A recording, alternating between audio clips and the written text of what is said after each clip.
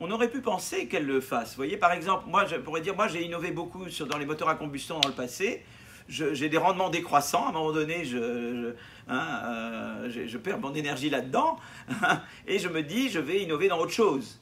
Mais en fait, ce n'est pas ce qu'on observe. Il y a eu des études empiriques, qu'on mentionne dans le livre, qui montrent que plus les entreprises ont innové dans les moteurs à combustion dans le passé, plus elles ont tendance à innover dans les moteurs à combustion dans le futur. Donc on tend à innover dans ce dans quoi on est déjà bien. Et c'est ce qu'on appelle la dépendance au sentier.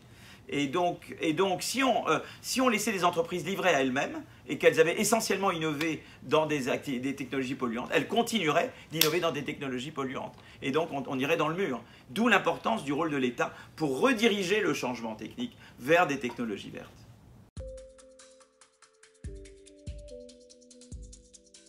L'État a plusieurs leviers à sa disposition pour inciter les entreprises justement à investir dans les technologies vertes. Donc d'abord, il y a la taxe carbone, mais qui, elle, finalement, ne va régler que la question de l'externalité environnementale. C'est-à-dire le fait que, effectivement, une entreprise qui pollue va devoir payer, donc ça c'est l'histoire de la taxe carbone, mais il y a un autre aspect qui est celle de subventionner, donc subventionner la recherche et développement dans les énergies propres par exemple, donc ça c'est justement ce qui permet de lutter contre le phénomène de dépendance au sentier dont on a parlé, puisque pour éviter qu'une entreprise continue à innover dans le domaine polluant, on va la subventionner pour qu'elle change finalement de technologie, et ça c'est coûteux, donc c'est normal de la subventionner. Après il y a une autre question qui est liée au fait que les pays développés et les pays en développement ont des attitudes un petit peu différentes, puisque les pays en développement, eux, sont en train de connaître justement leur développement et trouvent normal, entre guillemets, de pouvoir polluer ce que les pays industriels ont fait avant et de ne pas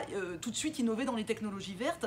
Et donc, il pourrait y avoir un transfert de technologie des pays développés vers les pays en développement pour les inciter justement à innover dans le vert sans que ce soit trop coûteux. Donc, c'est une idée de transfert de technologie. Ce qu'on pourrait faire aussi pour éviter qu'il y ait des paradis polluants, parce que malheureusement la pollution c'est pas qu'une histoire à l'échelle d'un pays, c'est vraiment une histoire mondiale, c'est de faire en sorte qu'on ait une taxe carbone aux frontières, donc qui permettrait de ne pas avoir des paradis de pollution, ce qui est un aspect contre lequel il faut lutter. Donc avec cet ensemble d'outils, on peut véritablement construire quelque chose de cohérent en matière environnementale. Donc je vais peut-être compléter, mais c'était très très bien. Je dirais que donc effectivement, donc il y a d'abord la taxe carbone ou prix du carbone. Il faut voir comment on le fait, évidemment. Il faut le faire d'une manière qui soit socialement acceptable. C'est tout le mouvement des Gilets jaunes, donc il ne faut surtout pas faire ce qu'on a fait au moment des Gilets jaunes. Deuxièmement, il y a ce que j'appelle les subventions à l'innovation verte, dont parlait Céline, mais ça inclut aussi la politique industrielle, c'est-à-dire les DARPA énergie. En France, eh bien, si la France ne contribue qu'à 1% des émissions de CO2 mondialement, c'est grâce aux centrales nucléaires et aux centrales hydrauliques. Ça a été très important. Donc l'aspect politique industrielle, DARPA énergie, subvention à l'innovation verte, ça c'est très important. Et il y a un autre levier qui est le levier des consommateurs, dont je parlais tout à l'heure.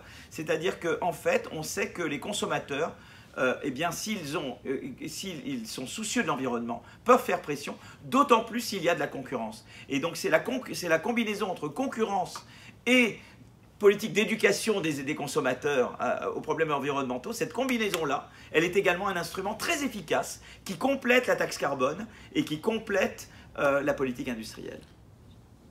Juste, je peux rajouter un point. Donc, alors, il y a une autre question qu'on se pose aussi, peut-être dont je n'ai pas parlé dans le livre, qui est le fait d'avoir éventuellement d'investir dans des énergies intermédiaires, en fait, entre, par exemple, le pétrole et les énergies totalement propres. On a la question de développer le gaz de schiste, donc le gaz tout simplement, ou le gaz tout court.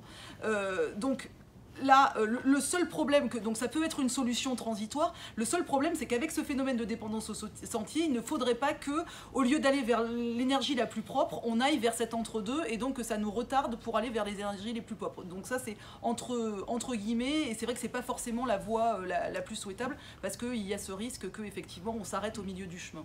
Oui, mais je voudrais compléter quand même, parce que là-dessus, sur les énergies, en fait ce qui est quand même bien, c'est que le gaz est beaucoup moins polluant que le pétrole. Effectivement, à court terme, on montre que les effets sont vertueux, c'est-à-dire qu'évidemment, a priori, il y a d'abord la substitution, on remplace le charbon par le gaz, ça pollue moins, mais évidemment, il y a à court terme un effet indirect, puisqu'on fait de l'économie, et l'économie, c'est les effets indirects. À court terme, il peut y avoir ce qu'on appelle un effet d'échelle, parce qu'en introduisant le gaz ou le gaz de schiste, on rend l'énergie de manière générale moins chère. Donc la demande d'énergie va augmenter, ça c'est un effet d'échelle. Mais il se trouve qu'à court terme, l'effet d'échelle semble plus que compensé par l'effet de substitution. Ça c'est une bonne nouvelle. La moins bonne nouvelle, c'est à plus long terme, c'est que, effectivement, si j'introduis le gaz de schiste, les chercheurs qui cherchaient dans les énergies renouvelables peuvent vouloir du coup quitter les énergies renouvelables et se concentrer sur le gaz.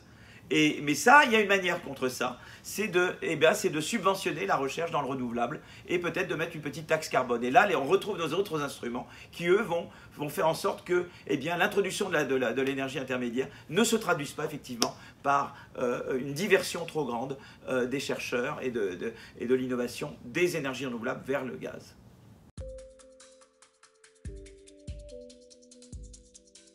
Moi, je voudrais dire que la destruction créatrice est l'ami de l'écologie. Parce qu'en fait, on s'est rendu compte que, si vous voulez, en l'absence d'innovation, eh bien, la solution qui a été brandie, c'est celle de la décroissance. Mais il y a eu une expérience naturelle qui est très bonne, c'est celle du Covid. Vous savez qu'entre mars et mai, je crois que le PIB français a baissé de près de 30%. Les émissions de CO2 ont baissé d'à peine 8%. Donc c'était une expérience naturelle, grandeur nature. On a vu que la décroissance ne nous donnait pas tout ce qu'on veut. Vous voyez, ça faisait une petite baisse d'émissions, mais pas à la hauteur de la baisse du PIB. Donc il faut d'autres leviers, et l'autre levier, c'est la croissance verte. La croissance verte, c'est pouvoir produire plus avec moins de ressources naturelles, et puis surtout avec des énergies de moins en moins polluantes. Et l'innovation verte est la réponse à la fois aux ressources épuisables et au réchauffement climatique. Et donc l'innovation, donc la destruction créatrice. Et c'est destruction créatrice parce que ça va être des nouveaux modes de production. On oblige les entreprises, ou elles-mêmes, ou à de nouvelles entreprises, à faire autrement. Philippe a dit l'essentiel. La seule chose, c'est que c'est vrai que quand on parle de décroissance, ce qu'il faut voir, c'est que derrière, la décroissance, ça veut dire un moins bon niveau de vie pour chacun. C'est-à-dire qu'on se prive quand même des fruits de la prospérité, des fruits de la croissance. Donc, malgré tout, c'est bien justement l'intérêt de l'innovation verte, c'est de permettre que le bien-être augmente tout en ayant un mode de production qui soit respectueux justement de l'environnement. Donc, c'est vraiment de ne pas opposer l'un contre l'autre, c'est vraiment d'avoir les deux ensemble, parce que sinon, effectivement, on peut revenir aussi à l'âge de pierre, mais enfin à ce moment-là, on aura une prospérité dont on sera dépourvu. Donc vraiment, la destruction créatrice, l'innovation, nous permet de dépasser justement cette contradiction et de concilier les deux.